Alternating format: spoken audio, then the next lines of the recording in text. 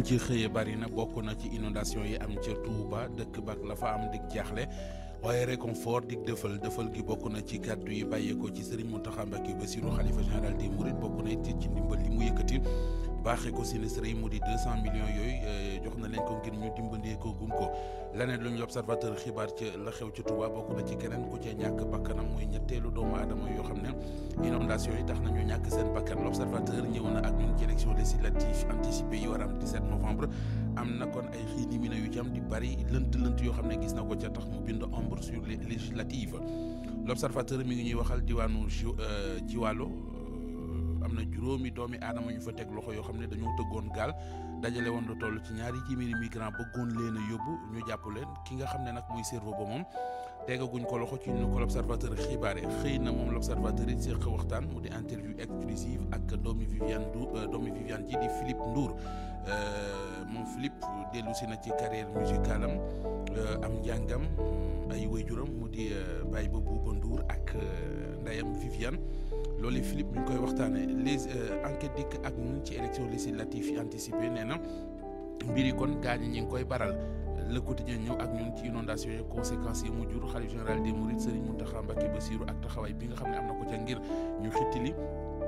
nga nekk ca ndox ma am na keneen ku ca ñàkk bakkanam quotidien moo ñu ko xibaar Sud Quotidien xëy ñu xamal ne état bi mi ngi yokki jéegoom jëm ci organiser élection yi ndax i dogal yooyu jël nañu ko Walf Quotidien gis ne ci biir APR ak ci biir Benno bari nañu fa ne woon ñoo ngay génn di dem Les Échos di ñu xamal ne waa ji di Jérôme Bandiaky teg nañu ko loxo démb dañu koy tudd ci faatu ci mbirum kii di Fulbert Sambou ak Didier Badji loolee la yéen a kaay bi bind témoigné nañu gannaaw fukki at ak ñeent yu mu def ca bopp Banque de l'Habitat du Sénégal Bokar Si jóge na fa Tribune ñëw ak ñun ci Bougane Gueye Dany mi dal ci kaw système bi bu noppi di menacé ñoom Sonko ak Diomaye point actu pôle judiciaire ak OFNAC la dikk ak ñun ci taxawaay bi ñu fas yéene am jëm ci traque gi ñuy traqué yéen a kay bii di las mi ngi ñuy wax ne législative yi anticipé yi des policiers yi danak tàmbali 28 septembre libération ñëw ak ñun ci Jérôme Bandiaky ñu gën koo xam ci sniper nee na ma nga ci loxoy division investigation criminelle gaañu ñoo ko jàpp këram lañ ko fekk jàpp ko ma nga ñu téye garde à vue ngir mbiri enquête l'info dikk ak ñun ci Charles Émile Ciss mi dal ci kaw Aïda Mbodj nee na dafa am lu toll ci ñaari téeméer ak juróom-benn fukk ak ñaar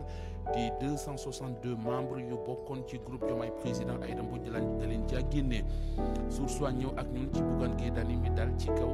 régime bi fi nekk ak ñi koy incarné yéen a kay bi dikk na ak ñun it ci équipe nationale bu Sénégal ak seen match yi nga xam ne football nañ ko bi ci mujj lañ ca yàq ci xaalis wala boog la ci dugg ci xaalis kon nee na lu mu néew mat na 45 millions public li mu xëyee mooy lu aju ci Diomaye président ak ni nga xamante ne ji noonee la gàtteew fan tax muy laaj ba du Pastef dañoo taxaw ci ay wor Rewmi Quotidien plan Orsec gi ñuy séntu ca